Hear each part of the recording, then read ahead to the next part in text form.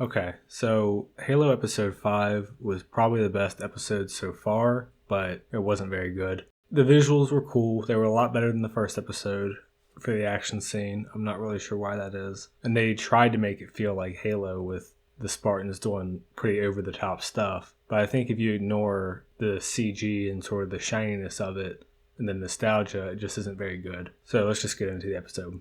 So we start with a flashback to John as a kid, and we see Halsey and Key showing up to see the program and to see John. And they see John save a kid on a bridge, and right away I'm like, why are there unsupervised children playing on a 30-foot high suspension bridge?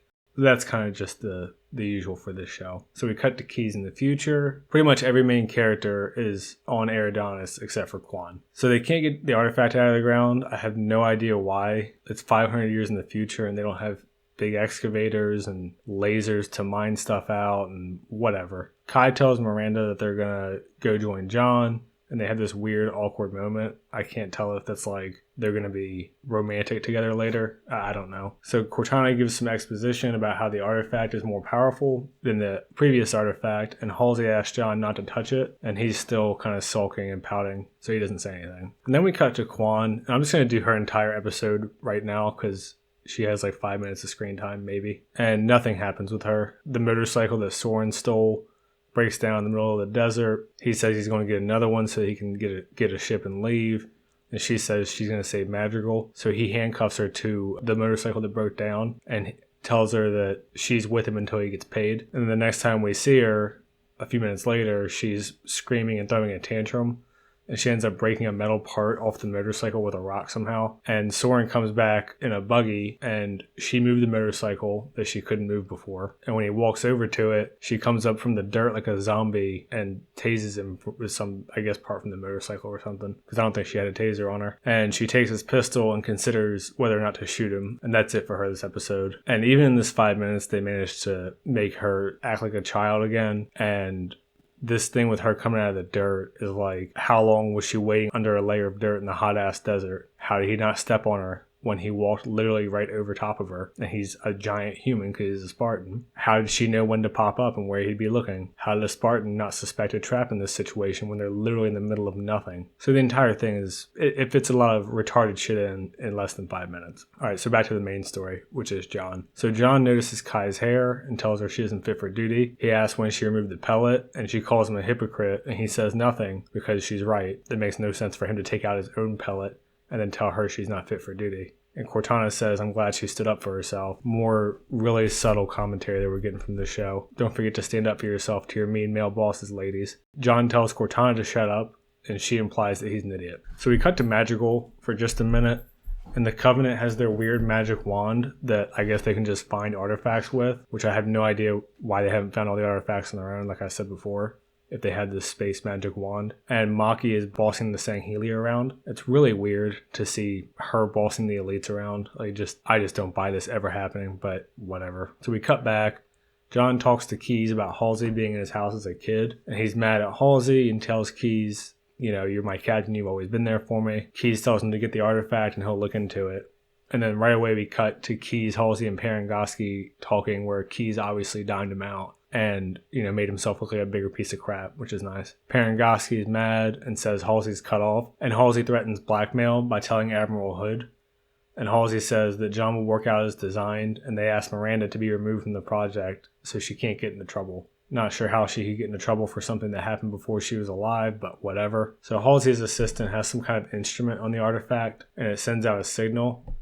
And they do the thing where there's like a huge explosion. Like we see the crane fall down and the dust all gets kicked up. Like there's a big sound wave and stuff. But no one, even the people around it, weren't actually hurt. They all just cover their ears. And it just doesn't make any fucking sense. So we cut back to Madrigal, and Maki's artifact gets a signal, which is pretty convenient, you know, that she happened to be there when the other artifact went off. But again, that's what you expect from the show. Keyes tells Miranda that she's taken off the project as the artifact is going crazy. Like we see on the computer screen, it's going crazy. Miranda figures out that he's hiding something, and he gets all formal and calls her doctor and says the cease work is in order. And she says, yes, sir. And then we go over to John, who's by the artifact, and he asks Cortana about his adoption, and she lies to him. So he goes and grabs the artifact because he's mad. he sees his kidnapping. And I would love an explanation for this space magic being connected to his memories, specifically only the memories that we need for this show, for the part of him being a kid where he gets kidnapped. He gets no other memories back that we see, which is pretty convenient. And also, I have no idea how it works. So he freaks out and tries to attack Halsey, and it looks really corny. Like, he does this jump punch thing instead of just walking at her. I mean, mathematically, she should be 70 at least, right? Like, she's this established scientist who got approved for this dark ops science program of abducting children. So unless she accomplished it at like age 10, then we have to assume that she's like 70 because John's like 40. And she looks the same age as John, or like maybe 10 years older. So I don't know. And there's no way that she can get away from him if he just runs at her. He's a Spartan and she's an old lady. And even if she isn't an old lady in the show, she's still just a regular person. And we literally see the Spartans run at the same speed as a warthog later. So, like, it just looks terrible. And Cortana shuts his brain down before he can punch her. So John wakes up and he's bitching about Cortana and Halsey and stuff. And Cortana says slip space rupture. And a bunch of Banshees are attacking. I guess in this show, every single Banshee is capable of slip space. Also, I guess the Covenant slip space technology is just teleportation no matter how far away you are. Because they were on Madrigal, which is presumably, millions of miles or whatever, and they just are there, like, within a few minutes, or however long you want to assume John was knocked out for. It's still daytime, so not that long. So this is where we get in, like, the big action scene for the show, and it's definitely better than the first one, but I think it still has a lot of problems. I don't think it's a very good scene because they kind of cut their own feet out from under them. They start getting air bombed, and their big ship goes down, and Halsey tells Keyes to get the artifact to Miranda's ship, and this all looks pretty cool. So Cortana tells Chief to get the artifact, and he walks around with the battle going on and doesn't unsling his rifle, I guess just so he can look cool, because every other person has their weapon out. And some of them were like shooting.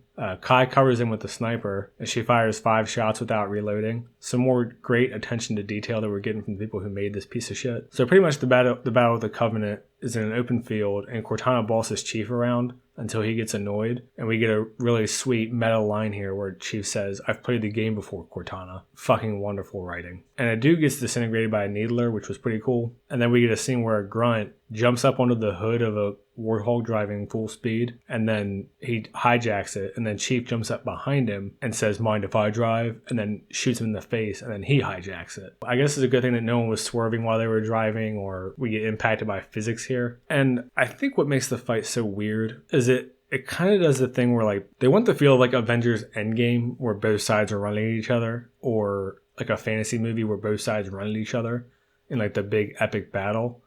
And that works when everyone has swords and bows and arrows and stuff. I don't know how well it works when you have machine guns and turrets and aircraft carriers shooting bombs and modern technology. So the whole premise of the battle, I think, kind of undermines it. But it looks cool. Got a couple of pictures just so you could see generally what I was referring to. And I have a complaint about canon, but I think the show would actually go on longer, which it's not going to. It would cause issues because they would just ignore it. But the Jackals use swords in this fight, and there's not really anything wrong with that, but it goes against the entire culture of the Jackals. Like, the Jackals are scavengers and they're pirates, and they fight very cowardly. That's why they have shields that they hide behind. The elites use swords because they're honorable and they have like a warrior culture that's based on samurai culture. The Jackals don't even really want to fight. They're being like forced to because the Covenant made them bend the knee. And also they're physically weaker, so it makes sense that they would want to fight at a distance. So if we ever get into like Covenant background or hierarchy or culture, they just undermined the entire Jackal culture in this battle, I think. Miranda tries to rescue a wounded soldier and gets knocked down on the battlefield, and Halsey sees it, and for some reason she's a mom again, and she's also the fastest old lady ever because she just teleports to her spot on the battlefield, and also no one stops her from running out onto the battlefield, like the most valuable scientist that they have who's a civilian in the middle of a fight. But, that's how this show does shit. So in the middle of the fight, Kai starts having a panic attack and getting shot, like a lot, and John jumps in the front of a warthog that he's driving and asks Bennett to drive, and then he jumps off onto a Banshee to save her, and he rams the Banshee into the Phantom and everything explodes instantly. And at this point, Kai is just rolling around on the ground. She must get shot like 100 times by the jackals. So I guess Spartans just can't die in this show. Or if they do, it's not going to make any fucking sense. And, the scene with Jon ramming the Banshee into the Phantom looks cool, but I don't really understand how he's okay. Like, the Banshees fly really fast. Presumably they're little dogfight vehicles from the Covenant. And we don't see him jump down or anything, so whatever. And then we cut to Jon. He stands up after he blows everything up. And they do, like, "This is so cool" music. But I don't really understand how the two ships exploded and killed everything around him, and he's just completely fine. Like, he literally just stands up and gets ready to start fighting again. So I just think it's all really corny once you get past the nostalgia of it. So right before this next fight scene, a bunch of jackals and stuff like slowly stand up, but Chief is too busy posing to start killing them in the middle of the battlefield. So they kind of do the thing where they like have a stare down, and then Chief does like a quick draw with his pistol and starts shooting. So that whole fucking thing makes no sense. And the fight is okay that they do, and you can tell that they're trying to make it feel like Halo, but they cut to his face inside the helmet a bunch, kind of like Iron Man, which it seems like that's pretty much what they were inspired by. And his pistol runs out of ammo after like 2 shots, so he throws it at a grunt, and then he picks up a shotgun, and all the enemies pretty much just run right up to him so he can kill him with a shotgun, which is pretty polite of the Covenant. And I think what they're going for is cool conceptually. I just thought it looked weird. I mean, he's in the middle of a bunch of Covenant aliens and like hardly gets hit, and I don't know, they all just run up to him and close the distance. So this little series of fights ends with him fist fighting an elite. No idea why the elite doesn't have a gun. The elite's trying to kill Kai by hand instead of fucking shooting her. I guess because he doesn't have a gun or a sword for some reason. He's just a weaponless elite. Jon pounds the elite's head in and starts screaming and losing his mind. It's fucking terrible. It's corny as shit. Even the people that like the show, I've seen online bitching about it. And, what makes this pellet emotion arc that they went for so stupid is even if he has emotions now, him and Kai, like Kai has a fucking panic attack. Jon has a tantrum, essentially. He's a battle-hardened veteran of like 30 years. So for him to be losing his composure and getting pissed off so openly all the time and making him make bad decisions, it just makes no sense. Anyway, a spirit shows up and he runs at it with no guns. A brute drops down on him and he runs at it with a jackal shield for some reason, even though the brute's like twice as big as he is and he has no guns. And the brute hits the shield with the hammer, and they stare at each other instead of attacking, and the brute takes the artifact and just leaves. So Jon throws another tantrum and just shoots at the ship pointlessly a bunch. And then we cut to Maki, who's in the ship in orbit, and they show her stupid fucking finger energy sword again that makes no sense. Like, the swords have handles. You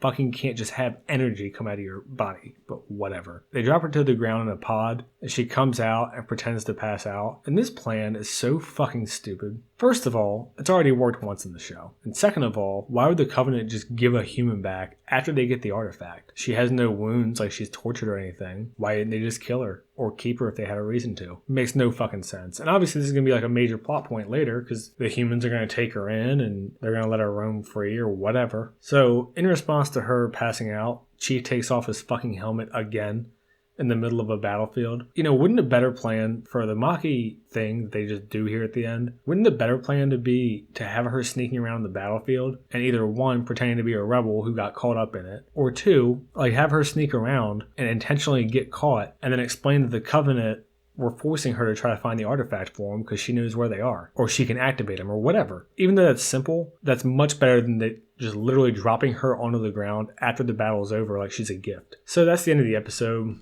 I'm sure a lot of people liked it. It seems like a lot of people liked the action scene. I just thought it was corny, and it just doesn't really make any sense on any level. It did look good, but now I have to wonder, how are you ever going to kill a Spartan in this show? Kai seriously gets shot like 100 times by the Covenant. Jon drives a Banshee at full speed into a Phantom that explodes and kills everyone around him and is fine. Fine enough to keep fighting. He's not even injured. So they pretty much made the Spartans immortal by doing this. And also, my guess is that they only had enough money for a couple action scenes. So we got episode 1, a couple small shitty ones, this one in episode 5, and then we probably won't get any more big ones until episode 9. That's just my guess though. So this is probably the best episode. I still don't think it was very good. I still think the character stuff is really inconsistent and really bad, and the fighting was really illogical. But whatever. Alright, see ya.